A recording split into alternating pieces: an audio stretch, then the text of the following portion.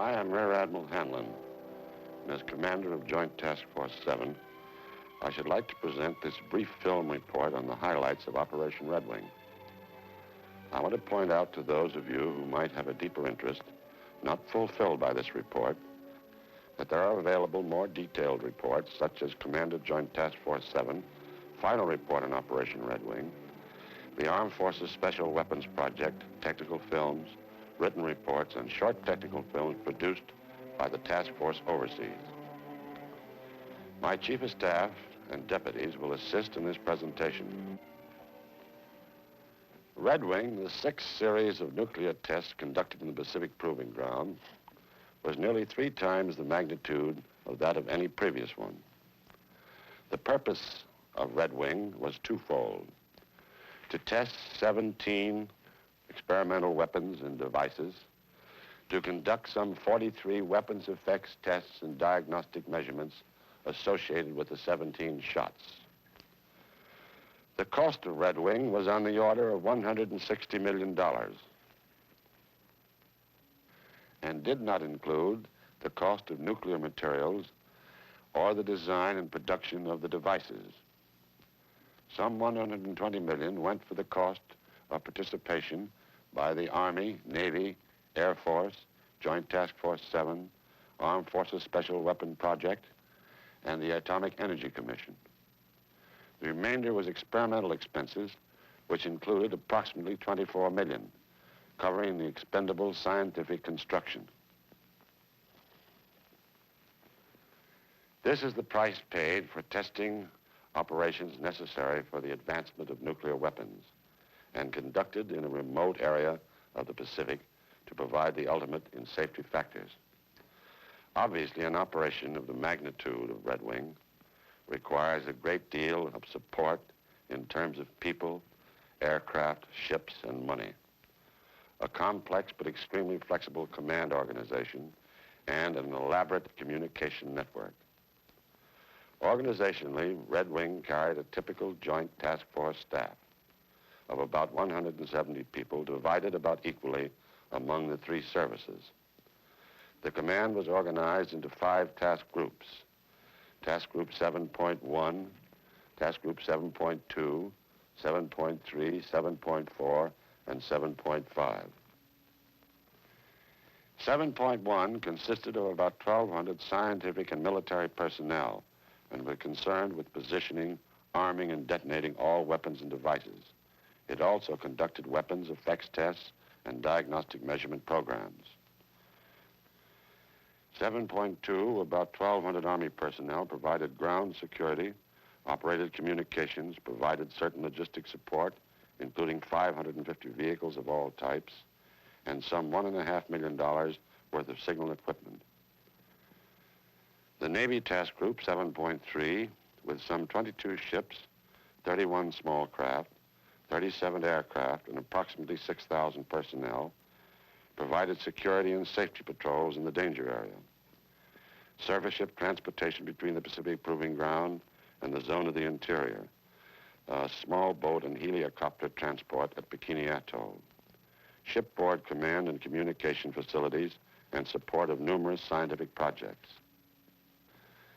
The Air Force Task Group 7.4, with some 2,300 personnel and about 130 aircraft, exercised air control and directed operation of all test and support aircraft, was responsible for search and rescue functions, provided weather service and air transport at Eniwetok Atoll and between Bikini and Eniwetok Atolls. Task Group 7.5, with about 2,000 civilian personnel, provided base logistic support, built structures for effects and diagnostic measurement programs, and operated a boat pool at Eniwetok Atoll. We planned Redwing so as to utilize the 2 atoll concept. That is, large, hard shots were fired at Bikini, and the small, relatively easy ones at the Eniwetok Atoll. Actually, on 2 occasions, shots were fired nearly simultaneously at both atolls. This was an innovation unique to Redwing. From the very beginning, great emphasis was placed on the safety of the personnel in the Pacific Proving Ground, natives of the Marshall Islands, shipping and air traffic. For the latter part of Castle and for Redwing, the danger area was increased to about 400,000 square miles to afford adequate protection. The smaller area was the air control area. A continuous search of the large area was conducted by a squadron of Navy patrol aircraft. Better weather information and therefore more reliable forecasting was realized through a weather central staffed with highly qualified personnel from all services. The acquiring of a new type of weather balloon operable above 90,000 feet, development of the WASP, high-altitude weather sounding missile, effective to altitudes of about 100,000 feet and launched from destroyer weather ships, and construction of 4 weather stations by the task force to augment the existing Pacific Area Weather Service. In the RAD-SAFE area, we had an effective fallout prediction unit in headquarters. Another innovation was equipping of this unit with fallout computers, recently developed by the National Bureau of Standards and the Sandia Corporation. 17 RAD-SAFE monitoring stations were located throughout the Pacific area to provide further protection. In the interest of fish life protection, marine radiological surveys were made of large areas in Pacific Proving Ground and vicinity by Navy ships using scientific personnel of the Atomic Energy Commission, Division of Biology and Medicine. This was done first about the middle of the operation and again after the operation terminated. The Scripps Institute conducted continuous oceanographic analyses of fallout areas. I should like to digress for a moment to comment on the official observer program sponsored by the Atomic Energy Commission and the Department of Defense. During Redwing, we had 6 separate groups of responsible military and civilian officials, and in addition, large numbers of technical observers visited the Pacific Proving Grounds. As a result, the military representatives and high government officials obtained an understanding of the business which should be of great value to them and their parent organizations. Of special interest was the press and Federal Civil Defense Agency observer groups. The press group consisted of some 15 media representatives from the field of television, radio, newspapers, magazines, and periodicals. A like number from the Federal Civil Defense Agency from all over the country witnessed the shots. These groups witnessed the Cherokee airdrop, which was declared an open shot for this purpose. Due to weather delays postponing Cherokee for 18 days, the group was able to witness the La Crosse shot, also declared an open shot for Redwing. Judging from reports and comments, it would appear that the press visit resulted in a substantial contribution to public relations for the military services and the Atomic Energy Commission. It is felt that these programs were justified. At this point, I should like to ask Dr. Ogle, my scientific director, to provide a resume of the weapons development highlights on Redwing. Dr. Ogle? Castle in 1954 gave us thermonuclear devices that could be carried only in our largest planes. We needed weapons now that could be carried externally on fighter aircraft, or that could be dropped by light and medium bombers. And we needed small diameter, lightweight thermonuclear weapons for use in conjunction with the missiles being developed by the armed forces. Thus, a major part of the development effort of the 2 weapons laboratories, Los Alamos Scientific Laboratory and University of California Radiation Laboratory at Livermore, for the year and a half preceding Redwing, went into the design of smaller and lighter thermonuclear devices. In addition, we made strenuous efforts to reduce the size and weight of our fission weapons, perhaps at the expense of efficiency, to meet present and future requirements of small missiles, artillery, and ground-to-air missiles. Code name La Crosse, 39 kilotons.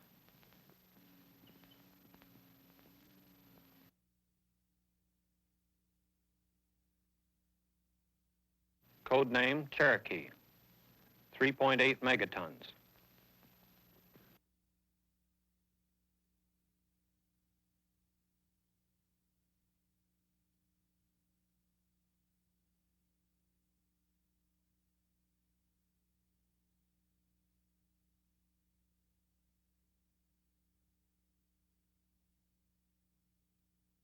Osage, 1.7 kilotons.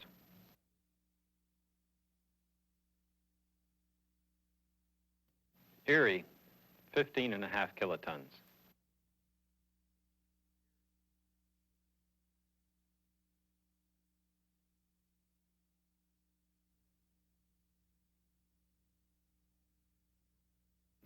Seminole, 13 kilotons.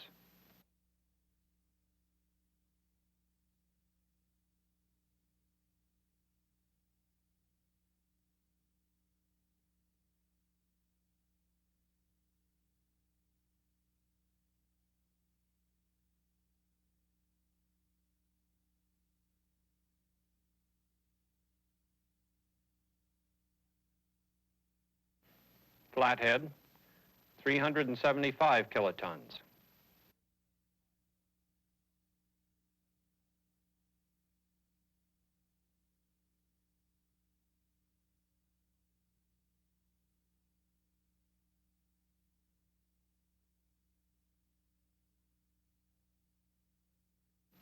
Dakota, 1.1 megatons.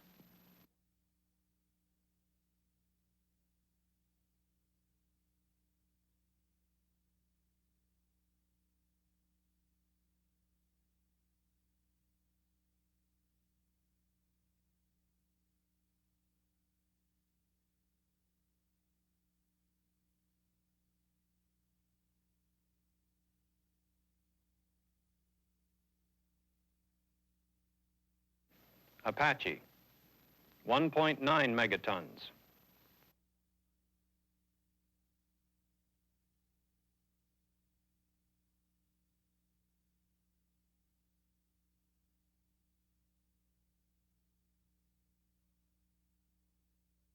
Huron, 270 kilotons.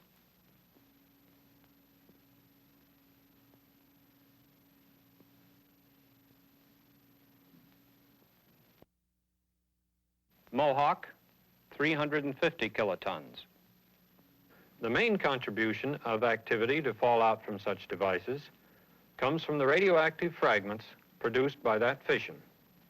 Such fallout may seriously contaminate the region close to a detonation. It may injure or kill people several hundred miles from the point of detonation.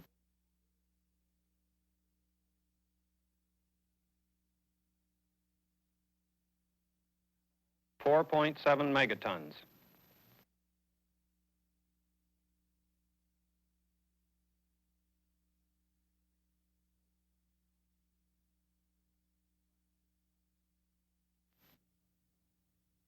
Tiwa, 5 megatons.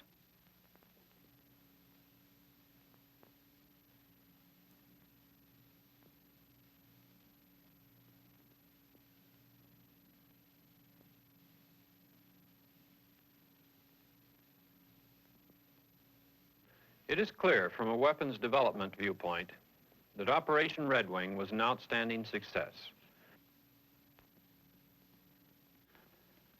The key areas of Army interest were static and dynamic pressures produced by detonations of various yields, and especially study of the long positive phase resulting from both air and ground bursts in the megaton range.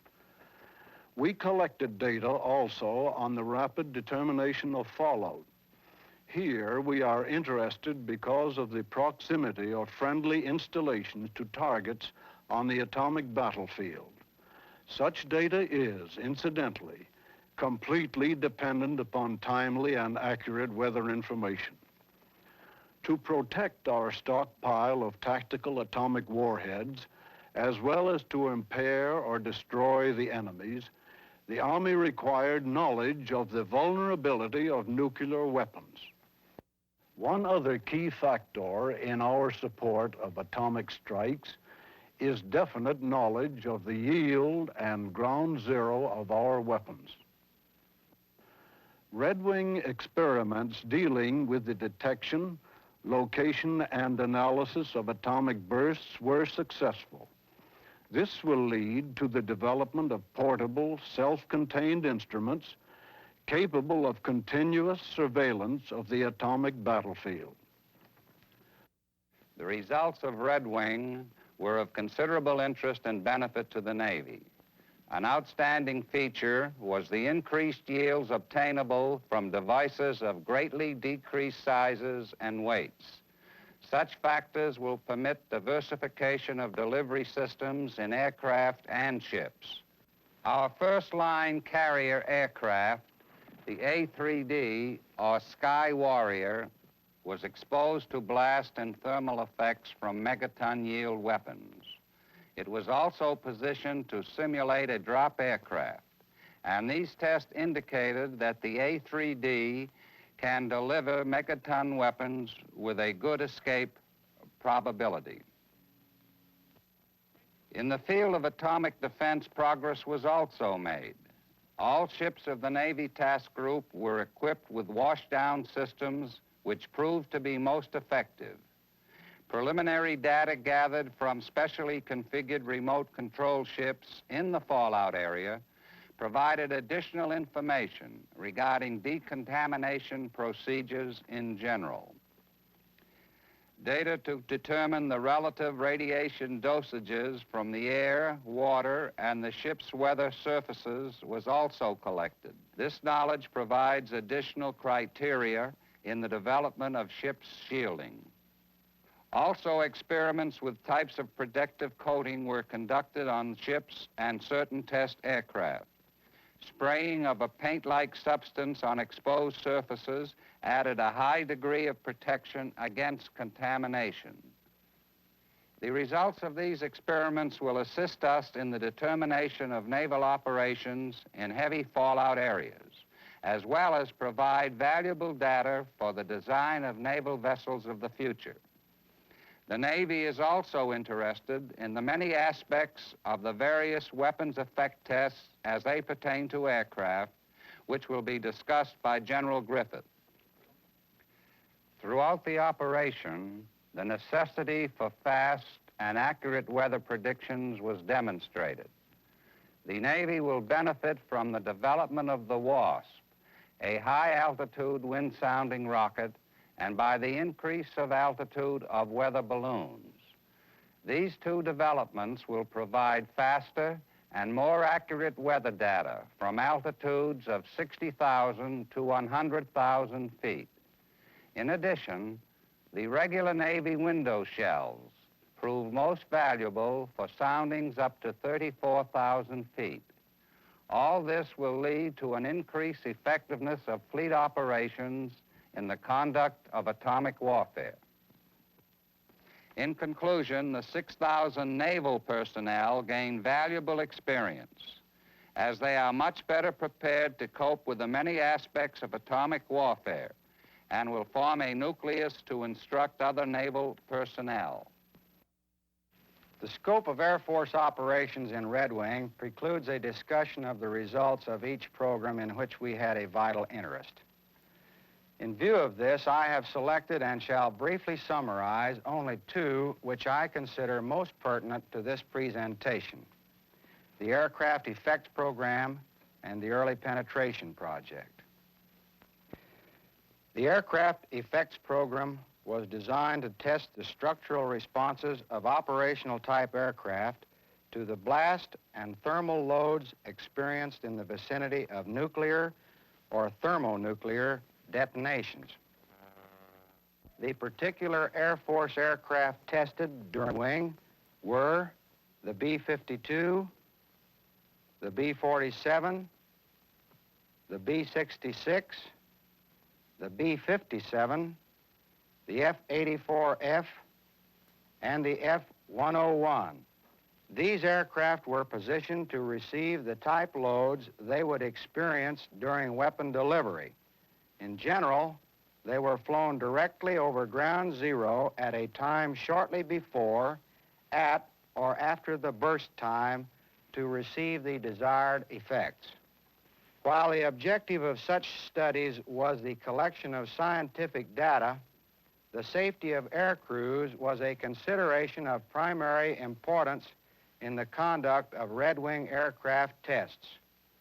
Elaborate precautions were taken to ensure that the aircraft would be in the right place at the right time.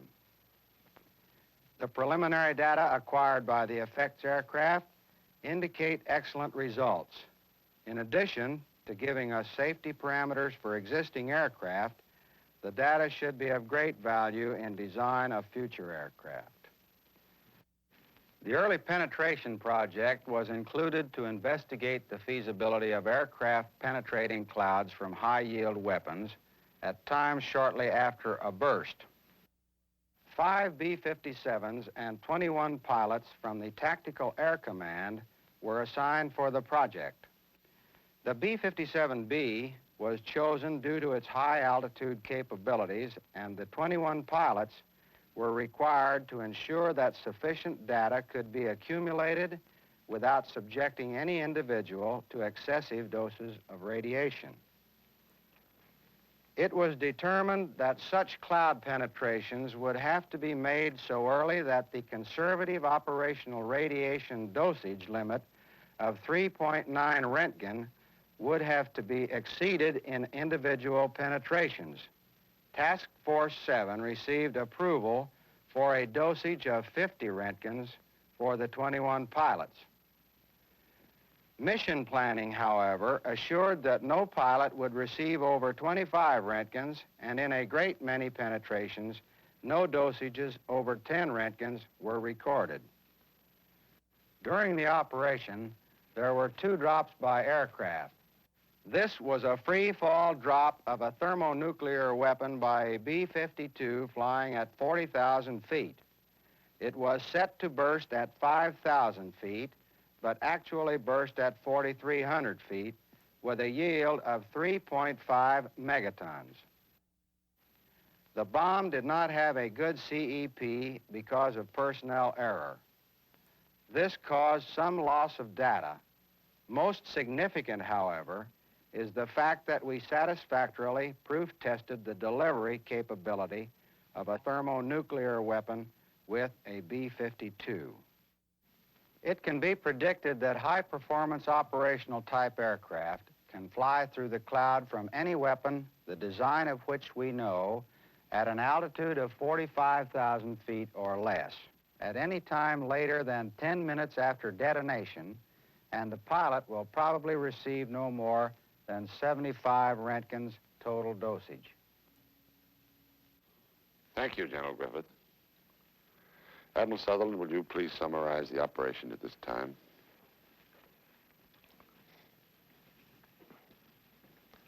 Technically, operationally, and militarily, Redwing may be summarized in one word: success. This operation marks a most significant step forward in the research and development of fission and fusion weapons.